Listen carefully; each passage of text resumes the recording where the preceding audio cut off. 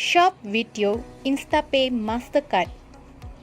Log in to any of your online shopping account. Step 1.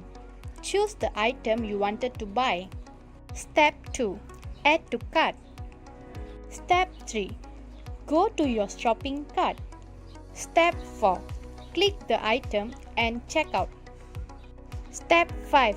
On the checkout page, please add your name, contact number, and delivery address. Step 6. Click the payment option. Here, you can choose credit or debit card payment method. Add new credit card or debit card.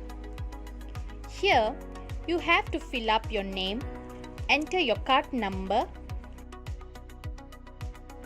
choose your card type, enter the expiry date with month and year, enter your card CVV number.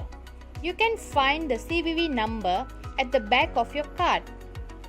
Enter the billing address with postal code. Click on Save Card and submit. You will get the OTP PIN to your mobile number. Enter your OTP PIN. Step 8. Now you can see your card added successfully on the payment method. Step 9. Click on Place Order. Now it shows the total amount and the payment method. Click Pay button. Successfully placed your online shopping order.